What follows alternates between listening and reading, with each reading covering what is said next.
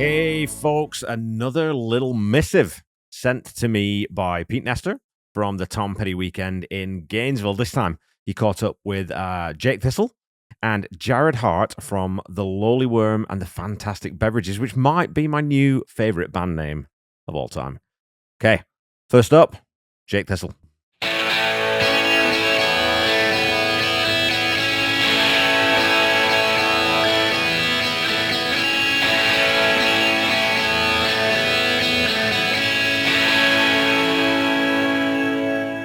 Yeah, I play a lot less than I used to, actually, because I've tried to just really sort of consolidate and do, especially now that I'm doing primarily original gigs, I try to do a lot of ticketed events and original gigs in that sense. So I used to play bars all the time and everything. I still really enjoy doing that, but I just try to save the voice and save the time a little bit, especially the label doesn't like me oversaturating the market, Right. Well, I mean, you're at a point now where you can kind of, you obviously still have a brand that you're building, but you don't want to just throw yourself out there everywhere, right? You're trying to make it count.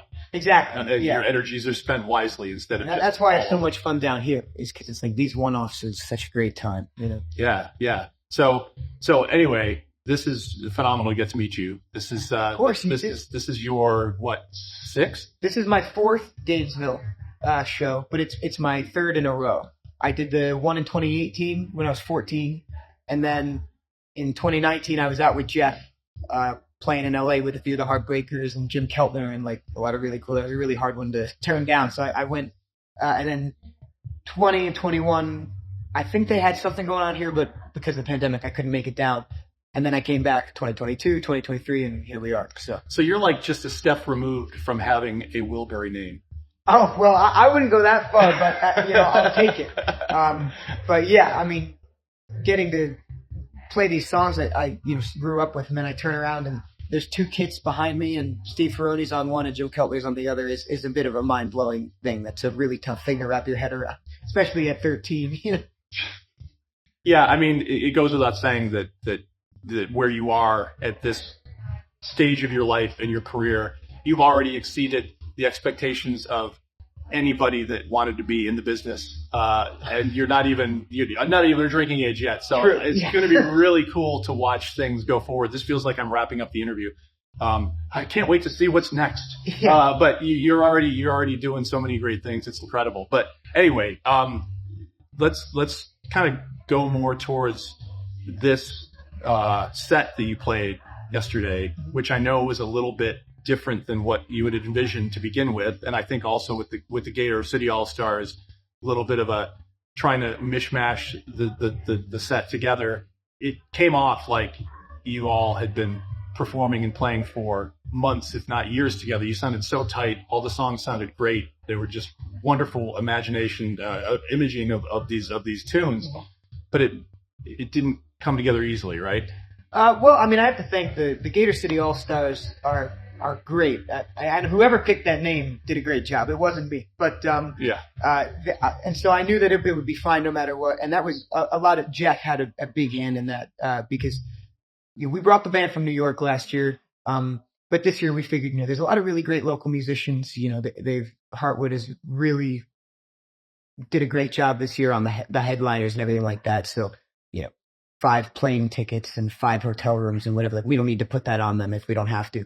So there's so many great musicians here. So we ended up just going with those, and it's sort of, we just picked and choose from different sort of bands we've seen down here. And I'm super grateful that, Jeff was able to put that all together. And yeah, the original plan was to do Wildflowers front to back for the 30th anniversary. Right. And we split that up. And we did that show in LA, upstate New York, and New York City as well. So you have done it. You have played with Jeff and done that. Yeah, initially Gainesville was the first stop on that tour. We were going to go from Gainesville to LA and then back home to New York and do a show there and somewhere else. But because this got moved, I always say he chose the cooler Jake because he's on tour with Jake Dillon and the That's right. You said that on right stage last night. So, which I certainly can't blame him. That's a great time.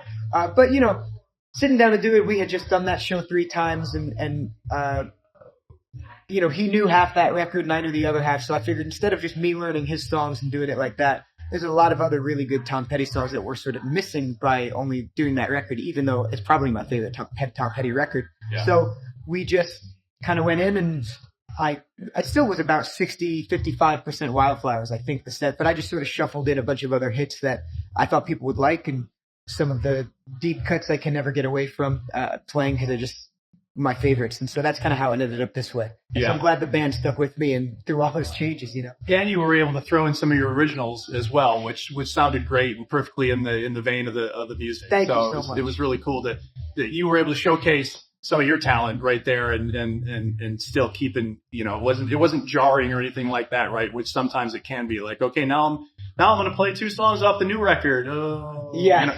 Yeah, right. It didn't feel like that at all. I mean, the crowd was into it. Thank you so much. I love doing that because different musicians bring different things to songs, especially when the songs aren't out yet. So I did 2 songs that were completely unreleased. And so it's such a pleasure to hear these great musicians bring something else to the table. And so I've done those songs with Jeff's band. I've done those songs, obviously, a bunch with my own band, other bands I sat in with. So getting to hear these guys play it, they bring in new ideas and different ways of doing things, and I learn something from it every time. So when I go in the studio, I can try to take all those experiences and sort of put them together. I love that. That's great. So like actually kind of working these things out on the fly, and then the full realization can come to the table once you get it in the studio. That's kind of neat to sort of see that progression. I've seen bands do that where you're like, oh yeah, I saw that live last year on YouTube or whatever, and now it's a completely different song. And the reason is that you can kind of workshop it in front of an audience, see what works, see what feels right, and like you say, get ideas from other instruments and other band members that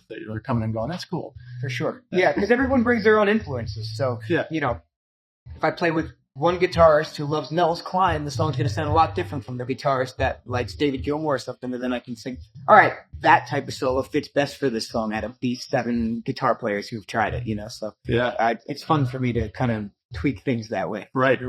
So since you've been a part of this now, since, as you say, this is your 4th time here, how have you seen it evolve? How have you seen this Tom Petty weekend evolve? Is it any different today than it was 4 years ago? Is it bigger? Are there different people? The bands, are they different in any way? Oh yeah, I mean, the Heartwood does an incredible job at stepping up every year, and I really do believe every year has just gotten better than the last. And they've always been so accommodating to me, and they're nice enough to give me the freedom to kind of just play with what I want, and I'm so grateful for that.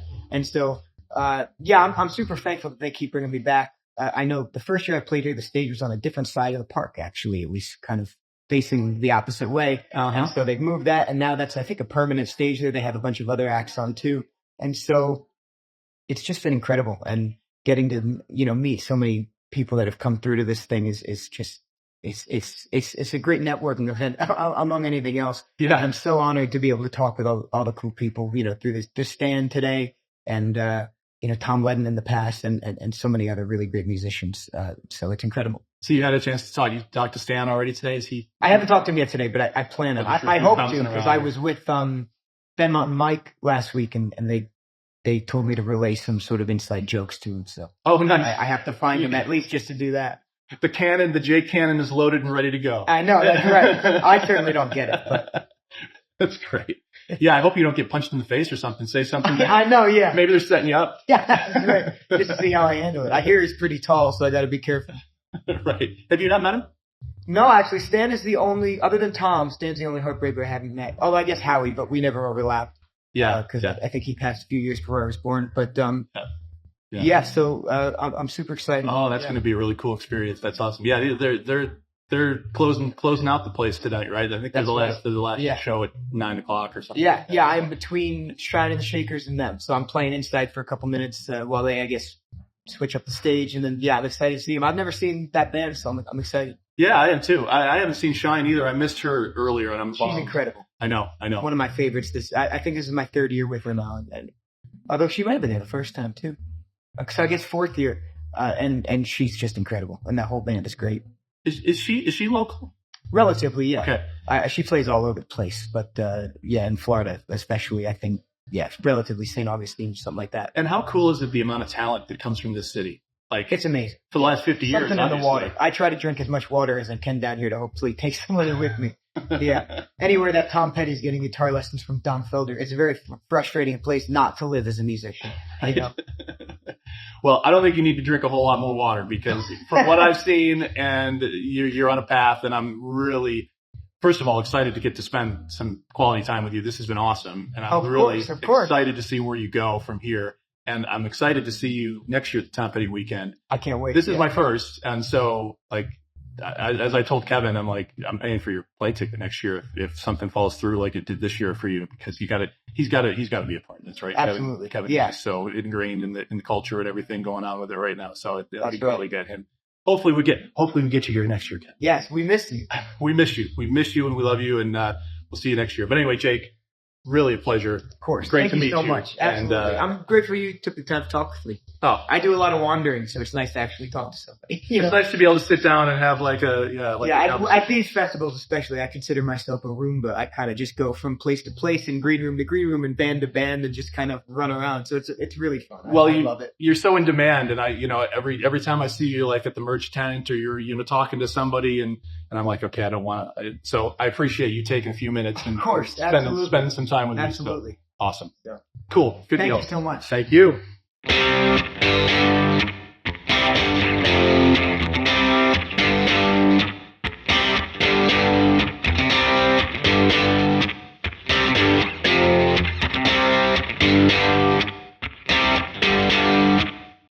So let me just have you introduce yourself and who you are, and then we can start telling awesome stories. So my name's Jared Hart. I'm a Gainesville native. I was born at the same hospital Tom was born at. My dad was born at the same hospital Tom was born at, and my family, my dad and granddad, grew up friends with the Petty family in Gainesville.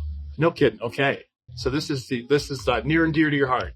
Harry, yeah, obviously, yeah. So you said that you've been playing here now for 4 years. 4 years. Yeah, part of this. Years. And tell me a little bit about the band, Lowly Worm. Yeah, so our band name is Lowly Worm and the Fantastic Beverages. We were really created just out of friends that play music and wanted to be able to do it together. We get together, have some drinks, mostly play cover songs. We do a few originals, but we love mainly classic rock, old country music, Tom Petty especially. Play here several times a year. Yeah. And so obviously you said that, Tom is near and dear to your heart. You've got a lot of history with Gainesville, a lot of history with Tom. Do you have any special kind of recollections of stories that you can tell that maybe are connected with Tom in any way? Yeah. So I wish I had my dad here.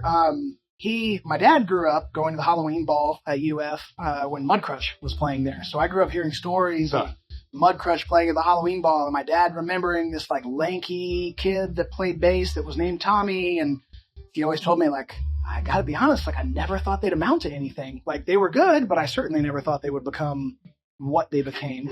My grandfather was friends with Tom's dad, and he was Tom's Sunday school teacher for many years at the Baptist church that Tom grew up going to. Okay. And my grandfather used to always joke around like, I was his Sunday school teacher. I don't know if I did a good enough job. I see what he's out there doing. But family had a lot of stories, and I have, as a musician in Gainesville, very much grown up in the shadow of Tom Petty. I mean, a lot of great music has come out of Gainesville, from the punk days of the 90s to some of the 80s stuff, but everybody's in the shadow of Tom Petty and what he accomplished.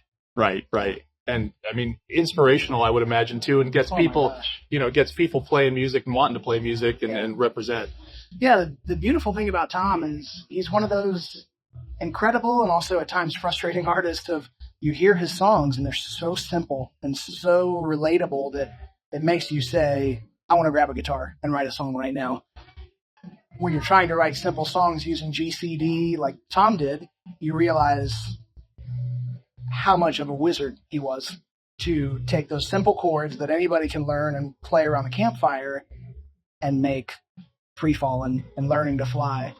So it gives you an extra appreciation for what he was able to do with simple rock songs. That's a theme that comes up again and again with people that I talk to about Tom's music, is that the genius of what he did was he made the incredibly difficult look so simple. Yeah. And his arrangements are so interesting in a way that isn't apparent on first listen, but then you dig a little deeper and you realize, oh, why is the middle eight 10 bars this time, Yes. or whatever. He throws these things in there that you're like, that was clever. I never would have thought to do that. One of them that I was looking through this week was Somewhere Under Heaven, or Somewhere Under Heaven. Yeah. That it's one of my favorite songs as a Floridian, because there's lines he throws in there that if you're from here, in the middle of a hurricane, afternoon thunderstorm, field of sugarcane, it's like, he's talking about us. But I was listening to that song and thinking, like, what time signature is this song in? Because it's this weird, funky, like, is it 6/8? Is it 3/4? But then, like, the drums feel like they're wanting to hit a straight 4/4, kind of. Yeah. So I saw something this week that made me start listening to that song and trying to figure it out. And I thought, I don't know if maybe if Tom had been able to give it the proper album treatment, he may have made it less confusing. But I almost wonder when it was written, if it came off of the time he was playing with Dylan. I remember hearing an interview that he was talking about. They learned how to weave in and out of time signatures from playing with Dylan.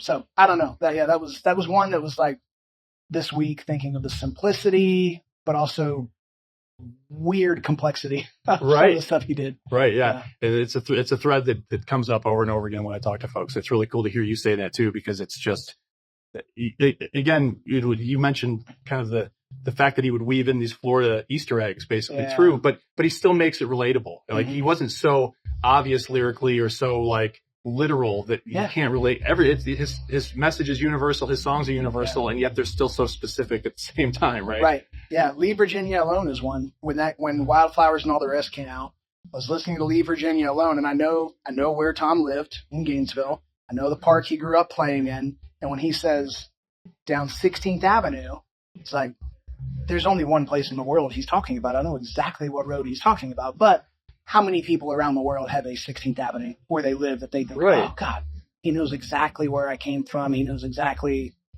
it's beautiful simplicity, but also, like you said, specificity of people that are from here are like, I hear you. Yeah. That's so cool. Yeah. So you were telling me a story before I pressed play or record here about being out in LA.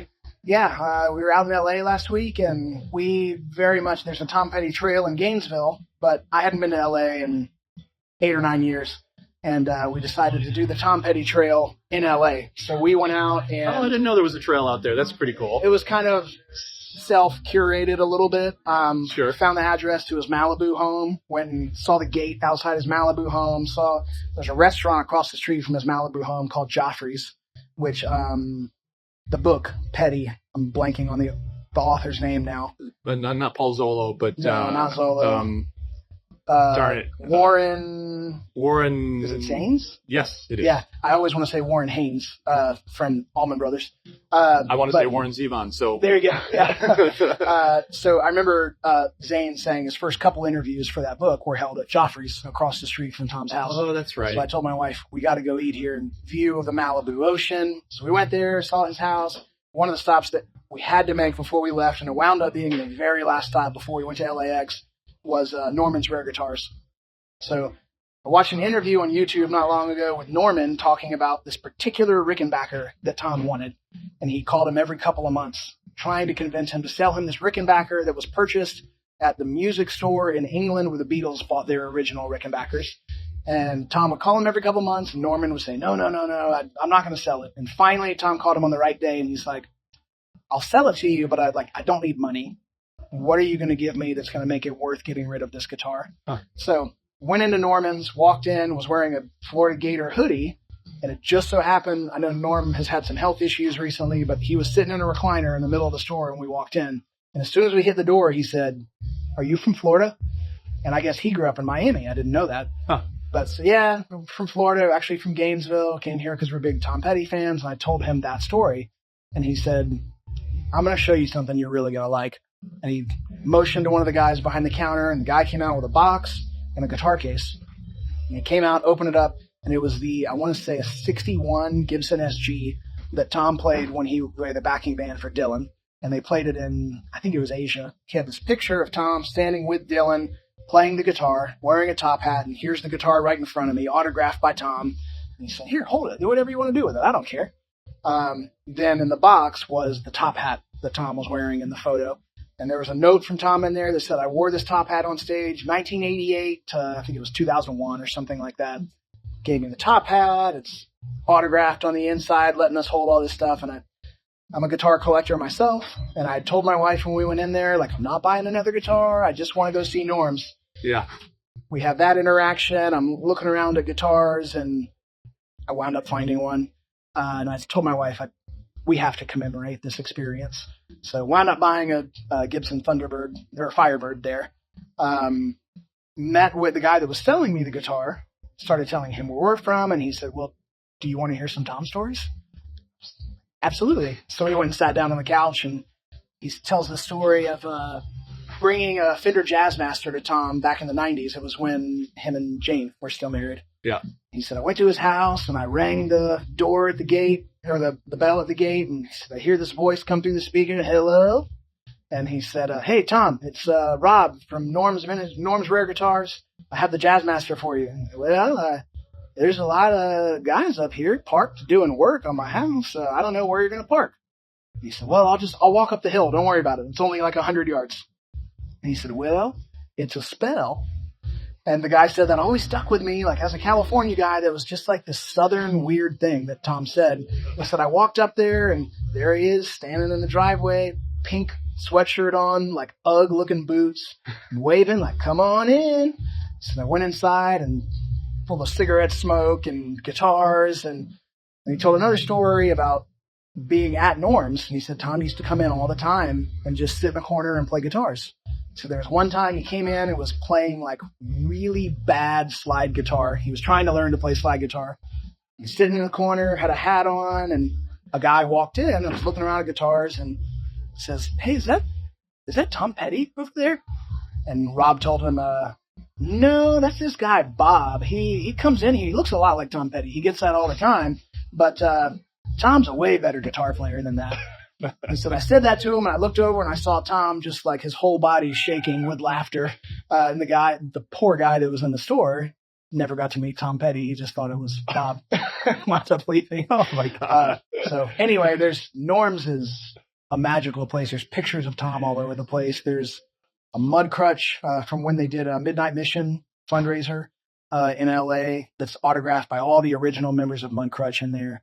There's a guitar with a picture between the strings of Tom playing a double neck Rickenbacker hollow body, wearing a Florida Gator shirt. That's autographed too. It's just, for a Tom Petty fan, it's heaven. Sure. Yeah. I mean, you tell these stories and it just makes me think about what was so great. One of the special things that was so great about him was his humanity and he was just real. He was always real. He never seemed to have, I certainly had no connection with him in real life, but all the stories and all the, those stories that you're telling me and everything I've ever read about him, he just seemed like a real guy that never lost touch with his roots and with himself, never got too big for it. Another thing that the guy Rob that was telling me guitar mentioned, he said like at Norm's, there's a lot of famous people that come in there. You can mention a couple specifically by name that like they come in and it's like they're a little like too gregarious and it's a little much. Sure. Tom was incredibly friendly, always kind of disarming with the amount of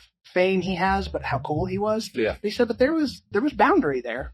He wasn't like, come to my house. You have to at that point, right? You can't just let everybody in. Yeah. Yeah, so he said that Tom was just a really, really cool guy.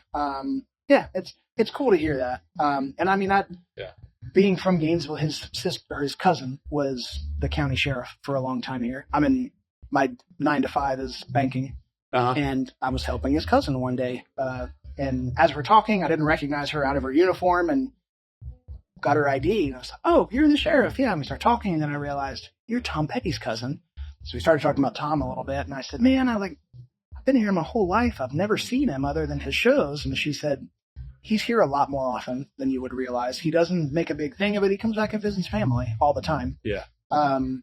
So that's one of those, like, he's a regular guy. He never forgot about home. And in the lyrics that he wrote, even up until his last album, it was evident that he was very much an LA guy for 40 years, but he never forgot about Gainesville. There's a little little things thrown in there for those of us that are from here that we recognize. Yeah, that's so cool. Yeah. Well, I loved I loved seeing your set. I love Woman in Love, It's Not Me is one of my all-time favorite songs. Yeah. And I was saying to my buddy that I'm here with, I was like, man, I hope somebody plays that one. It's kind of a deep cut because it's not on the greatest hits, I don't think, but somebody's got it. And sure enough, you came through. It was awesome, man. So Jared, Lowly Worm, you guys, mostly just kind of play locally. You don't have a huge footprint outside of Gainesville, but you just have fun with it, right? Yeah, we're just buddies that like playing music together. We've all got 9-to-5 jobs. One of our guy that plays the harmonica owns a bar downtown. We play there a bunch, but we have no aspirations other than just having a good time playing music together.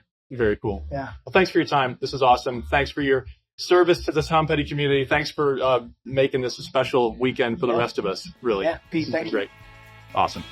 Appreciate your time. Yeah, man. Anytime.